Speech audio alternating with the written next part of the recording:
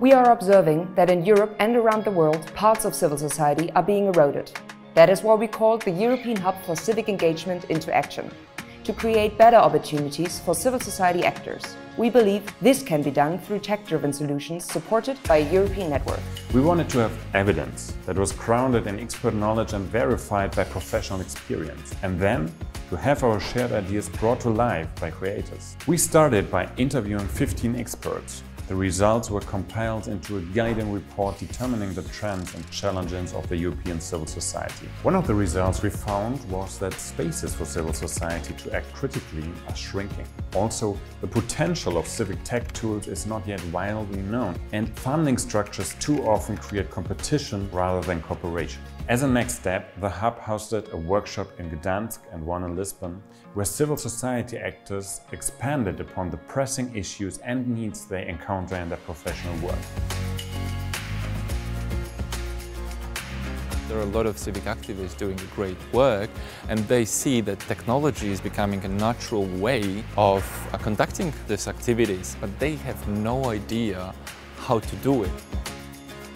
Tech scene is very international. People exchange learnings and ideas. When you come to a platform that the European Hub will facilitate, you will not feel alone. You will feel that there is a group of people supporting you and has the same challenges as you have. We need to exchange experiences, we need to know success stories, we need to do many things together. I think that our fight must be mostly on pan-European level.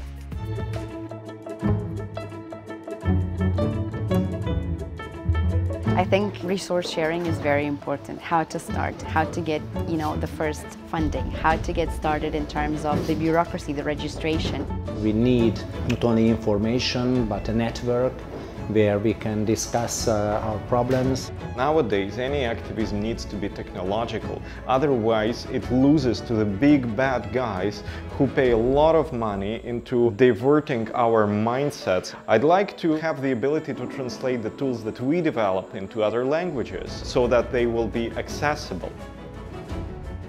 These workshops allowed us to understand that the core issues and needs of civil society can be categorized into four main challenges: building community, growing ideas, sharing resources, and rethinking funding mechanisms. To address these challenges, we partnered with Data for Change for our third phase, the Hackathon in Tallinn. We create an environment where civil society can have direct face-to-face time with designers, developers, researchers, and analysts. If you let people know that there's going to be light prototypes, wireframes, mock-ups and sketches, it's almost unbelievable that in 2.5 days you can get to that kind of outcome. It's very inspiring to see how developers look onto the problems which we sometimes maybe take for granted because we are so deep into the whole problematic. In our daily life, we don't know exactly what civil society organizations are doing. Now, when we are working with them, we know more the problem that they have. Now I'm in their side to see what they are doing. The European Hub did a really good job in putting together a lot of different types of talents. At the hackathon, each challenge was taken on by teams of programmers, designers, and civil society actors who together created prototypes that demonstrate the untapped potential of the Hub's digital platform.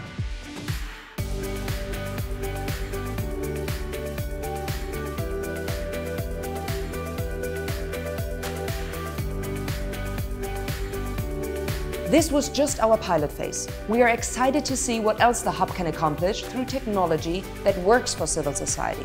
If you are a developer, a civil society actor, a political operative, or a funder, you can play a key role in developing the Hub. Empowering European civil society means advancing European integration and strengthening democracy. Let's do this together at the European Hub for Civic Engagement.